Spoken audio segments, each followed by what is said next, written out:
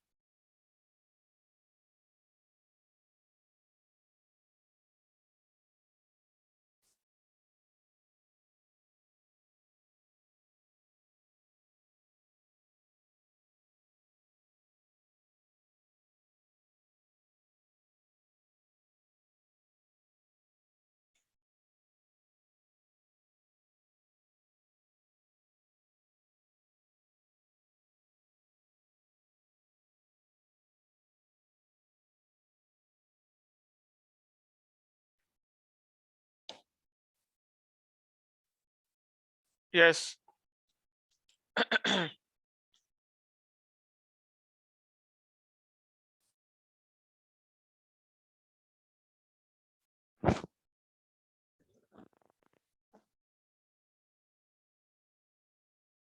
Yes, dear students, very good afternoon. Am I audible? Yes, sir.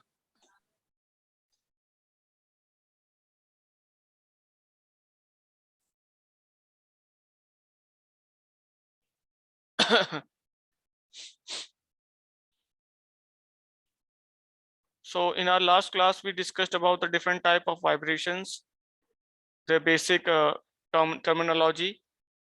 Okay, some basic elements. We discussed degree of freedom. Okay, and free and damped vibrations के बारे में हमने पढ़ा. Now कल एक बच्चे ने डाउट पूछा था whether the motion of a pendulum can be regarded as vibration. So yes, the pendulum can be termed as the vibration motion. Okay, although the forces acting on the pendulum are not of, that is your elastic forces, still it is considered as the vibratory motion. Okay.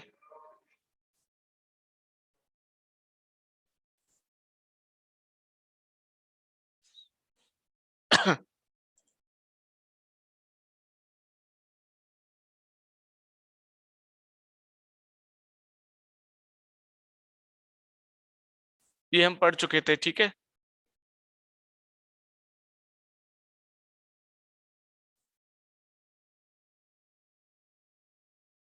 Now, natural frequency for a free longitudinal vibrations, we have different methods to find the frequency.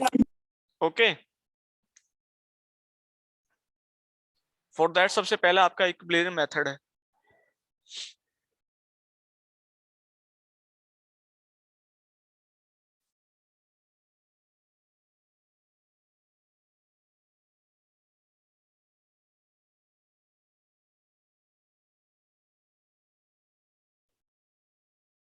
Just give me a second, okay?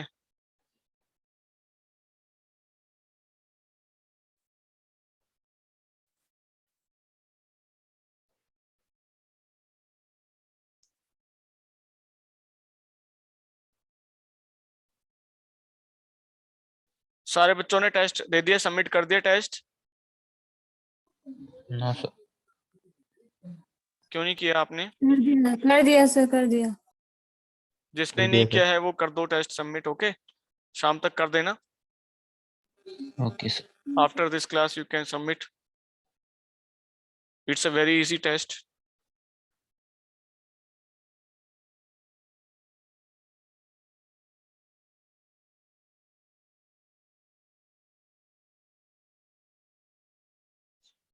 Okay.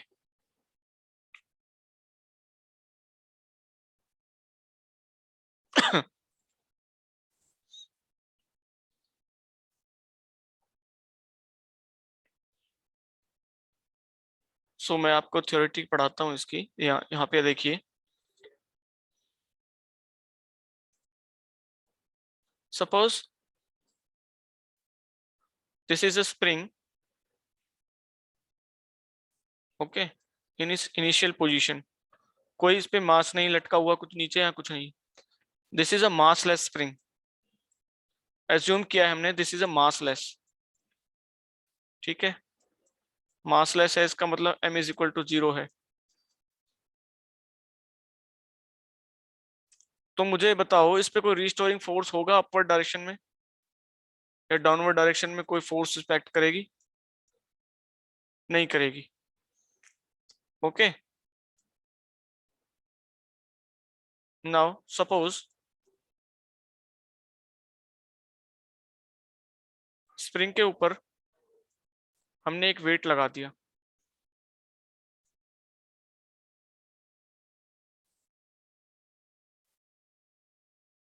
तो जो spring ऐसे थी पहले, यहां तक थी, वो ये एक्सटेंड हुई होगी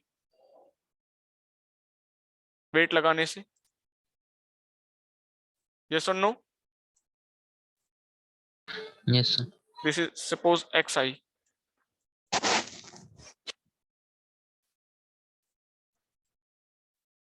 now we all know that spring force is equal to m into xi। yes or no? this is m। Yes, sir. तो ये इतनी फोर्स इसके अंदर इंड्यूस हुई होगी स्प्रिंग के अंदर बिकॉज ऑफ दिस मास। अगर मैं बात करूं इक्विलिब्रियम पॉइंट की कि अभी ये इक्विलिब्रियम में, सिस्टम इज इन इक्विलिब्रियम, तो क्या मुझे बताओगे कि जो ये मास पे जो फोर्स लग रही है mg, डाउनवर्ड डायरेक्शन में फोर्स लग रही है mg, ये इक्वल है दैट इज mxi के? Yes, sir. यस और नो? अगर मैं इस Yes. पॉइंट इस मास को इक्विलिब्रियम कंडीशन में कंसीडर करूं तो ये वाली वैल्यू आएगी।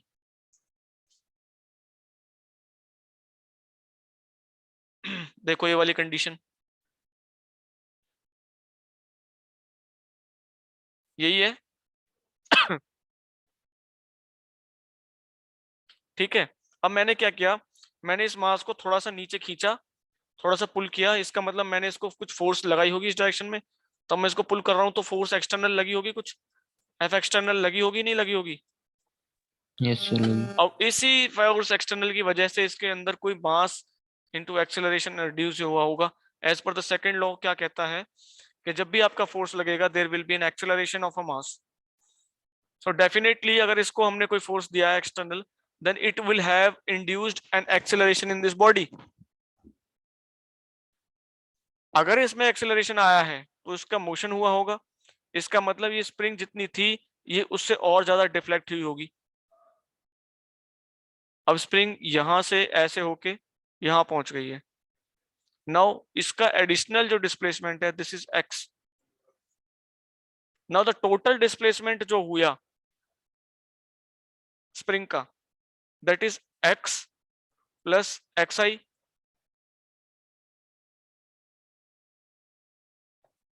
यस और नो? Yes, sir. एंड अगर मैं इसको मास से मल्टीप्लाई करूं तो मुझे मिलेगा, सॉरी यहाँ पे जो वैल्यू मैंने निकाली थी ना ये वाली, यहाँ के आएगा, मास नहीं आएगा। स्प्रिंग का कांस्टेंट होता है, स्प्रिंग कांस्टेंट मास नहीं होता, ठीक है ना। ये यहाँ से मुझसे ये एक बार करेक्ट कर लेना, दिस इज के एक्स आई, ठीक है ना। ये इक्वेशन मैंने कहाँ लिखी थी, हाँ यहाँ पे आएगा के, और एस कुछ भी लिख सकते हो आप, that is spring constant. Spring constant into displacement of the spring, it will give you the spring force। ठीक है, एक स्क्रीन दूसरी लेते हैं साफ करके, क्लियर स्क्रीन से समझते हैं।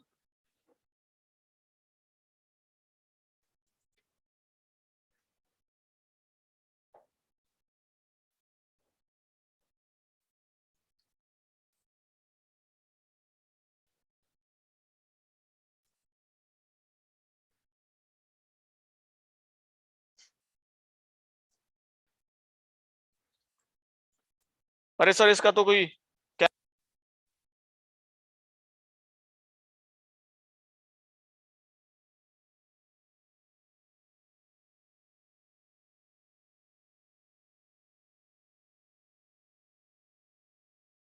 ये देखो तीनों अलग अलग कंडीशंस है। यहाँ पे हमने वेट लगाया है m and the spring stiffness is s and s, और यहाँ पे हमने क्या लगाया है m plus external force f।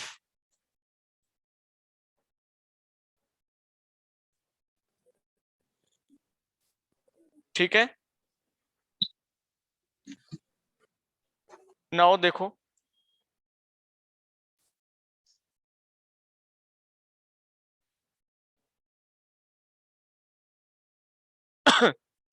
so this is your xi,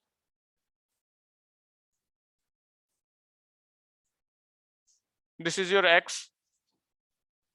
so अगर मैं इस वाली कंडीशन की बात करूं तो mg is the force acting in downward direction,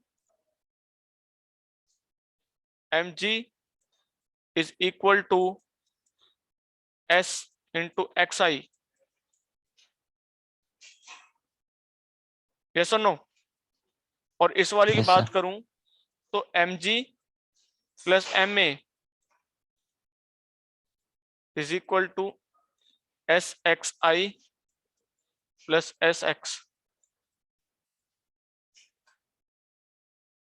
लिख सकता हूं ना मैं इसको? Yes, sir. बाकी बच्चों को समझ में नहीं आ रहा?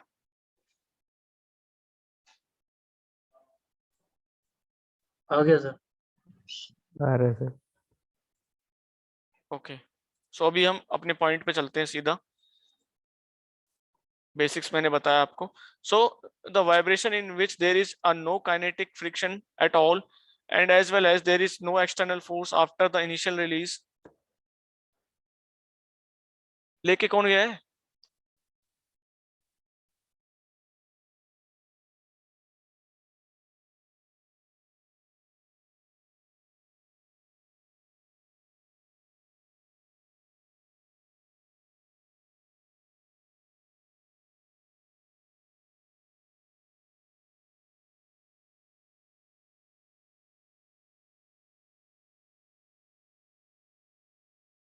ये काम, एक मिनट जरा बच्चे वेट कर।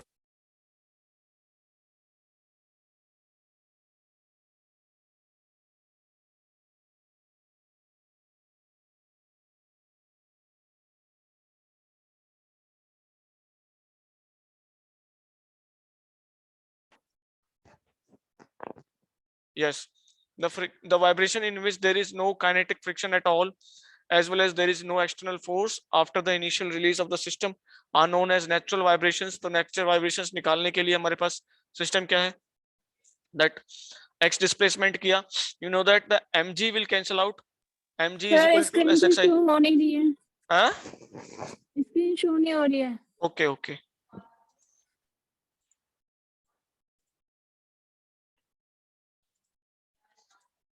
यस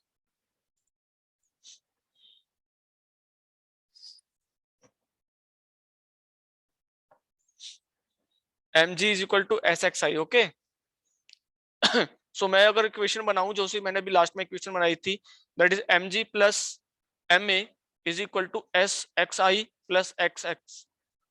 तो xi into s will cancel out your mg force, that is the equilibrium force stabilise करने के लिए. तो हमारे पास बचेगा क्या, that is mg plus s into x is equal to 0 according to D'Alembert's principle, right. तो डीएलेम्बर्ट्स प्रिंसिपल क्या कहता है, ये हमने अपने फर्स्ट जो यूनिट थी उसमें भी पढ़ा था, और थोड़ा इसके बारे में जानते हैं डीएलेम्बर्ट्स के प्रिंसिपल के बारे में. So uh D'Alembert's principle in mechanics principles permitting the reduction of a problem in a dynamic, नहीं ये नहीं स्टेटमेंट, सॉरी ये है the principle that states that the resultant of the external forces and the kinetic reaction acting on the body, okay, equal to the 0. That means the kinetic reaction is defined as the negative of the product of the mass m and into acceleration a. The principle is therefore states that f minus ma is equal to the 0. ठीक है, मतलब net force आपका 0 होना चाहिए. अब ये कैसे निकालेंगे हम, देखो s into x is in opposite direction, so force is you know that is a vector quantity, so you will represent it by minus sign, and if I place this here, so minus sign will convert into positive sign, so ma plus sx will equal to 0. yes, D'Alembert's principle is valid. now acceleration को हम लिख सकते हैं double derivative of your displacement vector. x का double derivative अगर मैं करूं d squared by del t square, it will is equal to x double dot. yes or no?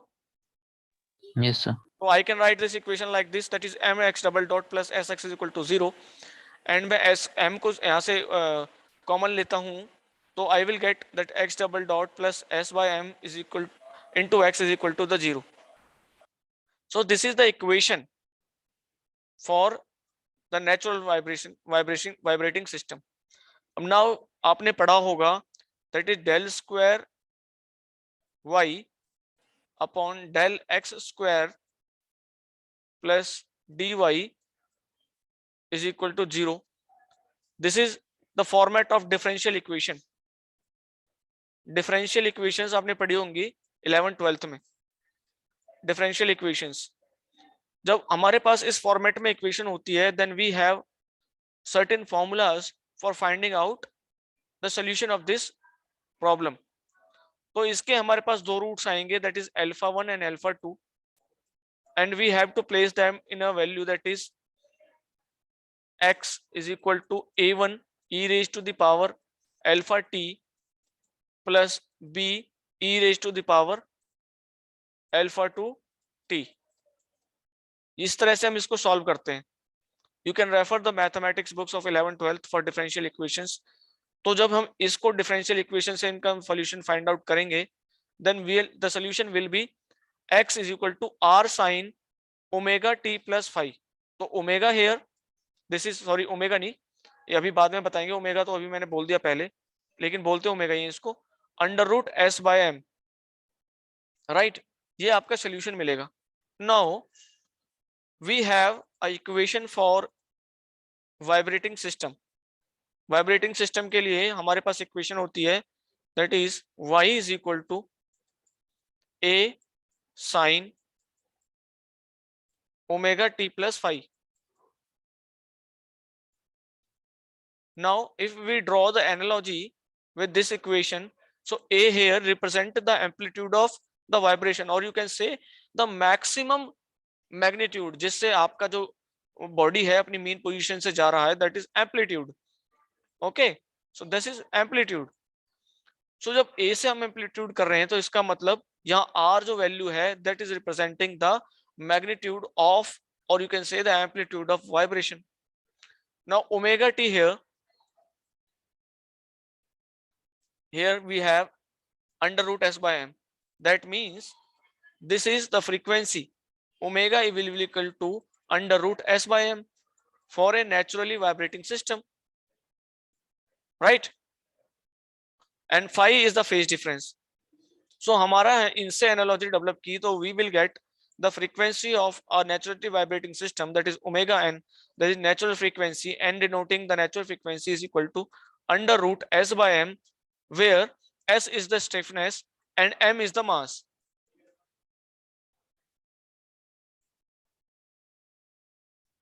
Right? Clear हुआ यहाँ तक? Yes, sir. Any doubt so far?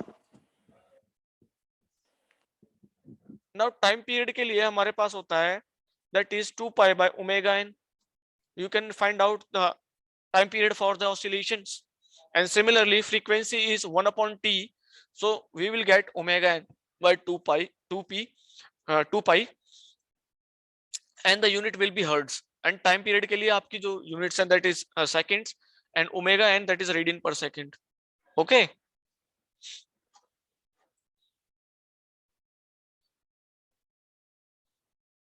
now we can represent this equation जो हमारे पास आई थी पहले, that is x double dot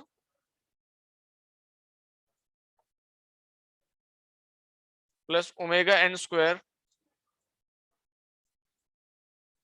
into x is equal to 0. यहां पे क्या था, that is ma, और ma को हमने a को लिखा था x डबल डॉट, फिर यहां से m कॉमन लिया था, और हमारे पास क्या आया था x s by m. अब हमें पता है ओमेगा n क्या है, that's under root s by m. तो अगर s by m क्या हो जाएगा, ओमेगा n स्क्वायर नहीं हो जाएगा, अंडर रूट हटाऊंगा तो स्क्वायरिंग बोथ साइड्स. तो ये इक्वेशन हमें मिलेगी ये वाली. सो एक प्रॉब्लम है, ये आप लिखिए,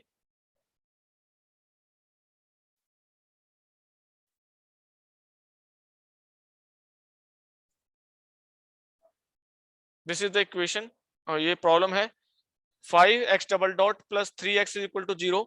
You have to find the natural vibrating system की omega and you have to find the frequency. करिए, this is the equation 5x double dot plus 3x is equal to 0. अभी जो मैंने समझाया है वही है ये पूरा.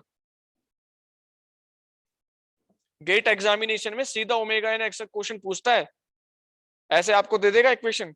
अभी ये आपका जो है नेचुरल वाइब्रेटिंग सिस्टम है वो डैम्प्ड फ्रीक्वेंसी वाला देगा, x डबल डॉट प्लस इसमें cx डॉट प्लस 3x की value is equal to 0, then find the cfx value और ओमेगा एन, दोनों 2 नंबर का क्वेश्चन, एंड ये गेट का ही क्वेश्चन है. देख लो, कुछ भी नहीं है इस क्वेश्चन में, सीधा आंसर आएगा इसका. ओमेगा एन क्या होता है, under root S by M. Yes और नो?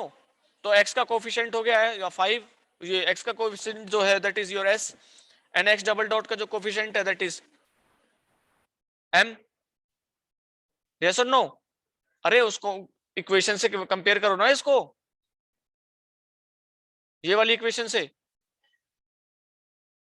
ये वाली करो, इसको इससे compare, you will get this value, omega N is equal to under root 3/5 radian per second. हुआ किसी का? yes, sir. Yes, sir. फिर बोलते क्यों नहीं हो? रिप्लाई भी तो देना होता है करके.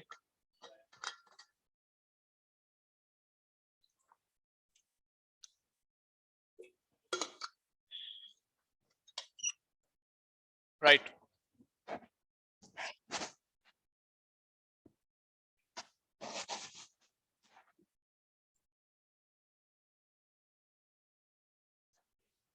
Now this is another system, यहां पर भी वही रूल लागू होगा, ठीक है? क्योंकि देखो यहाँ पे बच्चा पूछ सकता है सर mg तो एक्ट नहीं करेगा इस पे, तो माय डियर, अगर mg इस पे एक्ट नहीं करेगा तो mg की वजह से xi जो डिस्प्लेसमेंट होना था स्प्रिंग में, वो भी तो नहीं आएगा इसमें। यस और नो? अरे मेरे भाई समझ पा रहे हो? यस। अरे हॉरिजॉन्टल सिस्टम का समझ में आया? Omega n is equal to under root s by m क्या क्यों आ रहा है यहाँ पे? Although mg is not acting in that direction of motion. हाँ जी,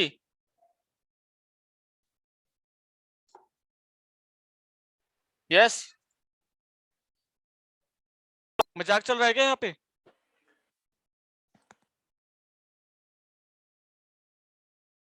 नहीं पढ़ना तो बता दो, सीधा एचओडी को बोल दूंगा मैं, सिलेबस खत्म है आपका मेरी तरफ से।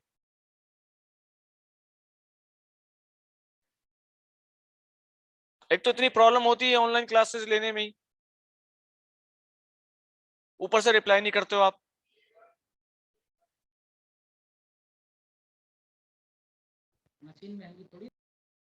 बोलो।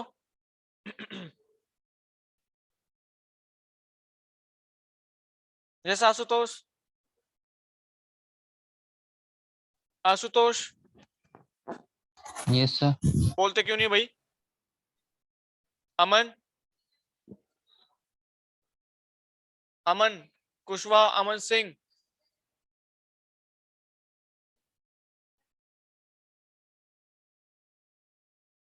अमन सुन पा रहे हैं? अमन, अमन कुशवाहा, अमन सिंह।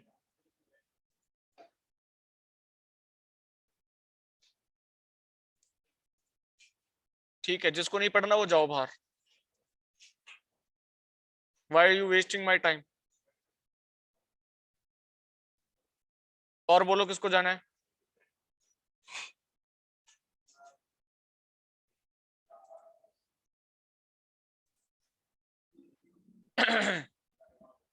ओके, सो मैं ये बता रहा था कि हॉरिजॉन्टल सिस्टम में although mg is not acting in the direction of the motion, still this equation that is omega n is equal to under root s by m is valid. Why? किसी ने पूछा नहीं है? I will explain. Now if you see the spring is moving in this direction, okay, and mg is acting in downward direction. लेकिन आप चीज move नहीं देखो, करेगी सर, हाँ मूव नहीं करेगी सर। हाँ, तो स्प्रिंग जो पहले थी, मैंने स्प्रिंग पहले इस पे ऐसे स्प्रिंग लगाई इधर ऐसे करके, और फिर उसके बाद मैंने इस पे वेट डाला इधर, तो मुझे बताओ एक्स आई जो डिस्प्लेसमेंट हमारी पहले हो रही थी इन योर वर्टिकल सिस्टम, क्या वो यहाँ पर होगी? नहीं होगी। वहां पर mg इसके बैलेंस कर रहा था, s into X I is equal to mg, but यहाँ पे वो mg जो है डिस्प्लेसमेंट इंड्यूस नहीं कर रहा है SI, तो ये कोई रोल प्ले ही नहीं करेगा। The only vibrations are because of this acceleration if this plane is frictionless. So this equation holds good here.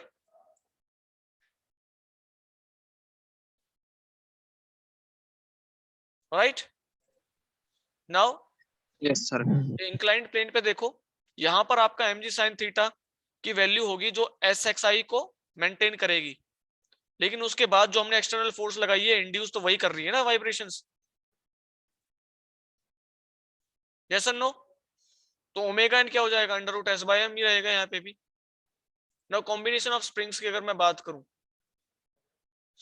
चलो मुझे एक चीज बताओ, मेरी एक स्प्रिंग है जिसका स्टिफनेस S है, अगर मैं उस स्प्रिंग को L उसकी लेंथ है, this is the spring with length L. Now if this length is cut into two halves, that is L by 2 and L by 2, और इसकी अभी स्टिफनेस थी S, तो मुझे बताओ L by 2 कटने के बाद जो ये सेगमेंट बचेगा L by 2 लेंथ का, इसकी स्टिफनेस क्या होगी? S डैश क्या होगी?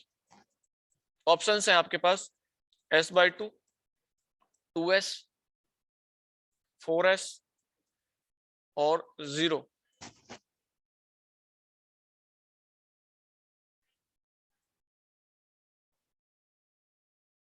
बोलो।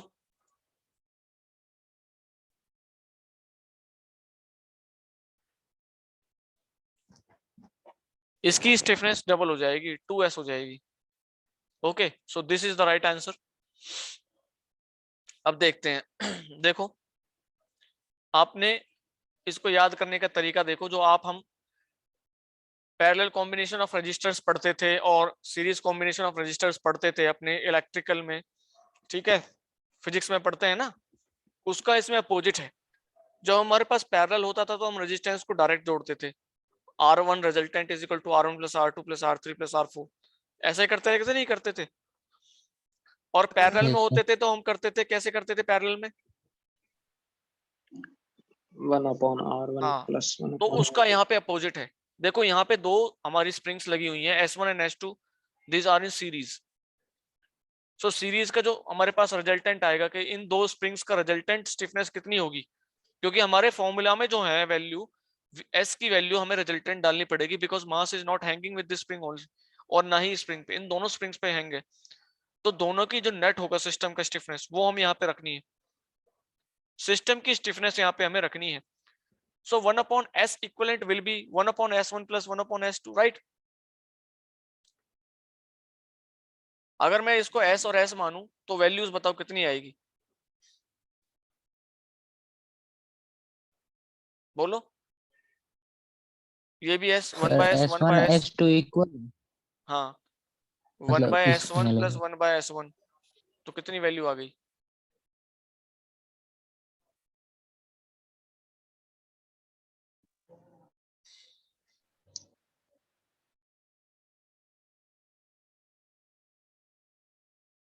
अरे सपोज कर लो ये S की वैल्यू 10 आ गई, S1 by तो 2s. 1/10 प्लस 1/10 कितना हो जाएगा, 2/10। 2/10 इसको मैं 1/S करूंगा तो 10/2 हो जाएगा, that is equal to 5। Yes. Here देखो, यहाँ वैल्यू है, देखो S1 और S2, इसको हम डायरेक्ट जोड़ेंगे because this is parallel combination of springs.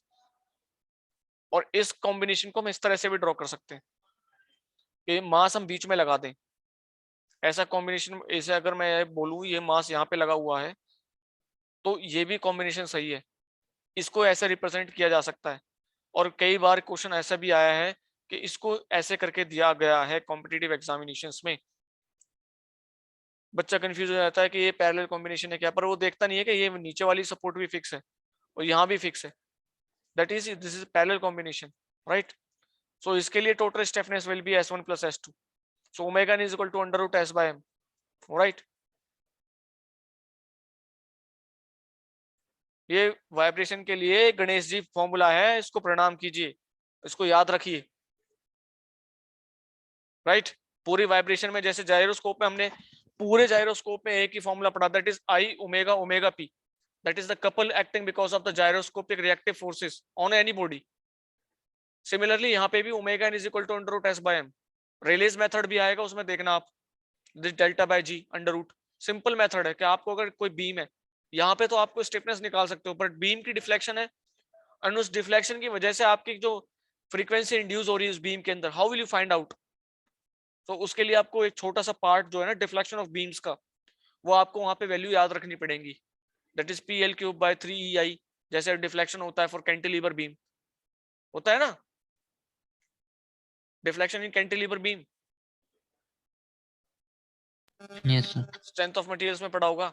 तो वहां से आपको डिफ्लेक्शन के वो फॉर्मूलेस याद रखने पड़ेंगे for solving that type of problems. Okay, now cutting of spring की मैं बात करूं, देखो मैं वही बता रहा, अगर स्प्रिंग को हम काट देते हैं जिसकी स्टिफनेस S1 थी या S थी, आफ्टर कटिंग द सेगमेंट्स इनकी स्टिफनेस हो जाएगी 2 टाइम्स, दैट इज 2S। अगर मैं इसको 3 पार्ट्स में काट दूं, इट विल बिकम 3 अगर कुछ अलग रेशियो में काटते हैं तो उसको रेशियो, ये वाली वैल्यू आती कैसे, ये आती है total length, that is M plus N divided by इस सेगमेंट का कितना रेशियो है, दैट इज M। तो यहाँ पे मैं बोलूं L और L, तो ये जाएगा 2L डिवाइडेड बाय कितना action L multiply by S, तो L cancel out, the 2S will remain here, so the stiffness of this part will become 2S. Similarly here,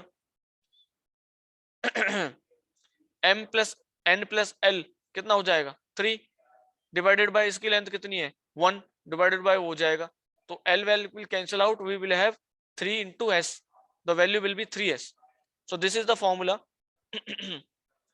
तो यहां बताइए मुझे क्या होगा s is equal to 2 और 3 में जो इसकी स्ट्रिंग की जो स्प्रिंग की जो स्टिफनेस थी वो s है उसको हमें 2:3 में कट कर दिया है तो जो 2 है उसका स्टिफनेस ज्यादा होगा या इस वाले का ज्यादा होगा थर्ड पार्ट वाली का सर 2 का जाएगा।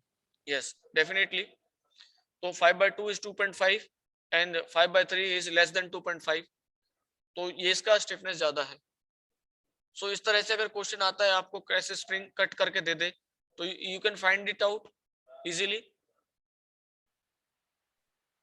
Yes, sir. now now coming to the methods again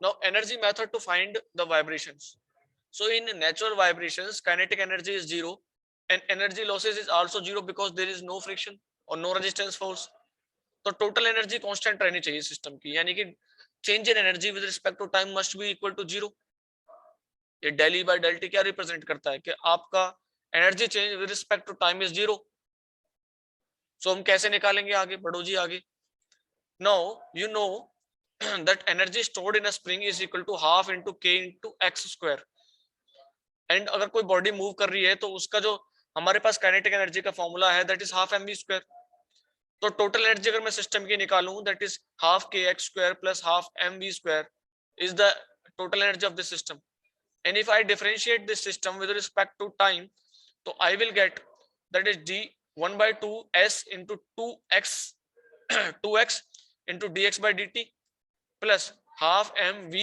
square v square को क्या लिख सकता हूं मैं 2 into v और del v by del t क्या हो जाएगा that is a so you will see this will cancel out ये velocity component will cancel out ये मैं velocity component यहाँ पे dx by dt is velocity और यहाँ पे v है मैं इन दोनों को लूंगा और इधर लेके जाऊंगा तो ये 0 के साथ जब डिवाइड होंगे it will become 0 this 2 will 2 cancel out this 2 cancel out यहाँ पे हमारे टर्म बचेगी s into x और यहाँ पे बचेगी m into dv by del t now m into dv by del t is equal to m into a and यहाँ पे है s into x so m into a plus s into x is equal to 0 ये तो वही वाली equation आ गई जो हमने पहले निकाली थी yes so for energy method से भी हम ये वाली फार्मूला फाइंड आउट कर सकते हैं तो omega n will be equal to under root s by m radian per second with energy method right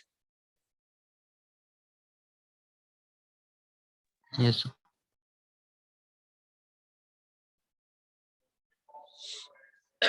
now यहाँ पे हमारा डीएलएम्बर्ट्स प्रिंसिपल लगा है और you can say the net energy is constant यहाँ पे डिस्क जो मूव कर रही है इसके अंदर एक एडिशनल जो है फोर्स और यू कैन से additional energy that is I omega square that is kinetic energy because of the moment of rotation की वजह से इसमें जो एनर्जी आई है देखो ये छोटा जो पार्टिकल है ना यहाँ पे इस मान लो एक छोटा पार्टिकल इसके सेंटर ऑफ ग्रेविटी पे रखा हुआ है तो इसके पास दो फोर्सेस हैं पहला एक तो ये लीनियर मोशन कर रहा है यानी कि वेलोसिटी इसकी कुछ है एक पार्टिकल ये रोटेट भी तो कर रहा है तो रोटेशन की वजह से इसके पास जो kinetic energy of rotation that is half I omega square भी तो कंसीडर करना पड़ेगा हमें तभी तो हम नेट एनर्जी को इक्वेट कर सकते हैं 0 के लिए लेकिन अगर हम पूरी नेट एनर्जी ही नहीं निकाल पा रहे हैं अरे डिस्क मूव कर रही है तो मूव करने के लिए भी तो एनर्जी लग रही होगी ना इसको अगर ये मूव नहीं कर रही होती फोर्स Yes, लगा रहा sir. होता तो स्लाइड कर रही होती स्लाइड कर रही है स्लाइड में ये पार्टिकल लिनियरली मूव कर रहा है लेकिन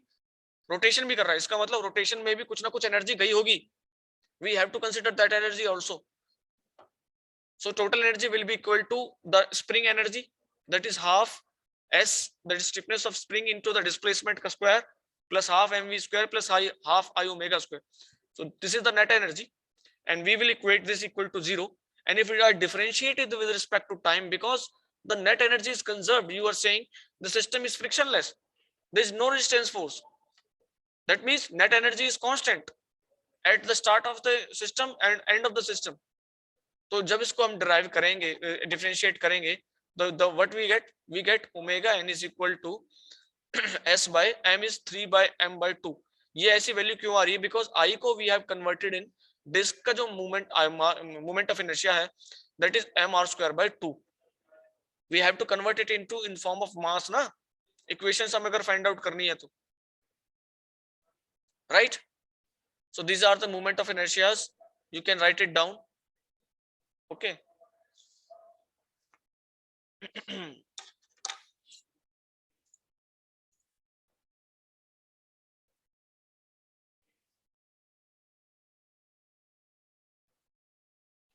और अटेंडेंस एक बार मैं ले लेता हूं आपकी.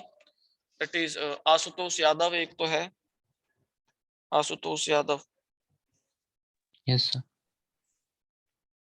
और है चंचल है, मोहित है और शुभम है. चंचल, मोहित अधाना एंड शुभम. बाकी की अटेंडेंस नहीं मार्क होगी आज बिल्कुल भी. ओके. So please attend